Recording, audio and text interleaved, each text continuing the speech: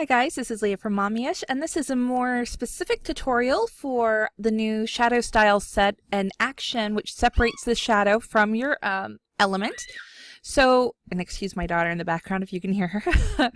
I have a very small document because my computer, for whatever reason, runs very slowly in Photoshop Elements. I'm not really sure why. So this is just a 3x3 area that I'm working with. So what I'm going to go ahead and do, I'm just going to create a faux element just using a shape. So this is just a little heart, and I'm going to just go ahead and simplify my layer just for layers' sake. And you can see quickly my computer's like, why are you doing this to me? Okay, so I'm going to go ahead, go to Effects, Styles, and I'm going to apply one of the new drop shadow styles to this. I'm going to go with Flare 2. And that's going to apply it to the layer, and my layer is still selected, so I'm going to go to Effects.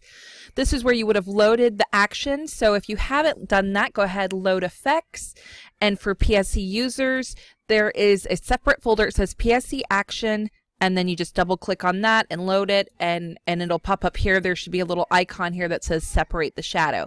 So I'm going to go ahead and double click on that. And I'm watching my history so I can see that it definitely is doing what I want it to do. So what we're gonna do here, I have no idea why these things are popping up on me.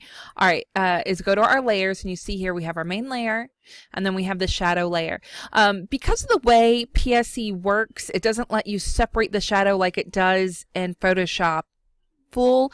So that means that this does have committed to it a lesser opacity.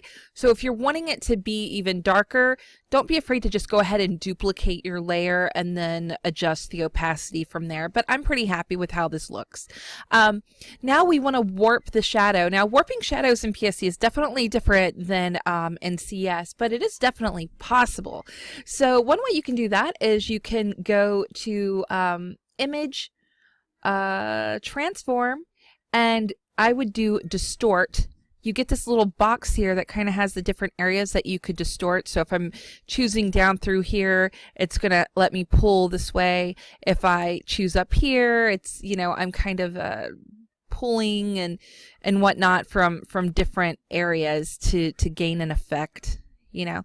So definitely possible just through this if you wanted to. Now, I'm not going to commit that for now because I want to test something out with you guys here. Another option you can do is go to Filter, and you are going to go to Distort and then Liquify.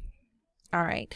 Now, our Liquify tool is pretty neat. It allows us to, first, we can create our brush and increase/decrease the size. I'm going to go ahead and move this down to about 600 so I can actually see the brush here.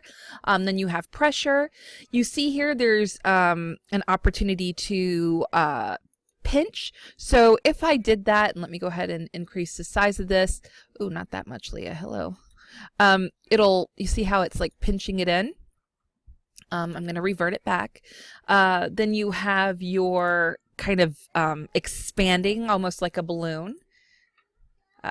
Again, so if I was gonna push that out, but then also very, very useful is just this warp tool in and of itself, which then would allow you to kind of pull this area down, pull this part in, you know, depending on the sizing that you want it to be. So I'm just going to go ahead and hit OK. And now we have this new shadow style.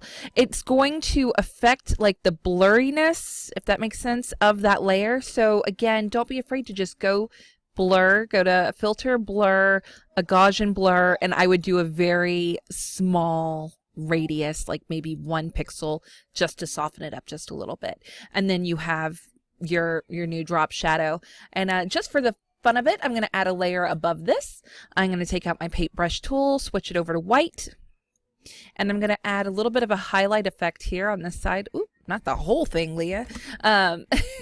Over on this side like that. I'm going to clip that, so Control G is clipping it down to there, and I'm going to go ahead and change the blending mode to something like linear light, and decrease the opacity. Now on the same method, I can change my brush to a dark gray and kind of go in on this other side if I wanted to and add a shadow there. So just another way that you can kind of play with light as you're working with your elements to create more depth and dimensions. So again, here's our shadow. Here's our element, and then you could always just add a little lighting effect on it if you wanted to, whatever you want to do. All right, so that's it with warping your shadows. Don't be afraid. That Liquify tool in PSE is definitely, I would say, the way to go, especially if you're warping things like string shadows and whatnot. I'd say go for it. I hope this has been somewhat helpful. If you have any questions, please leave them below, and I'll do my best to get to you, I promise. Have a fantastic day. Bye-bye.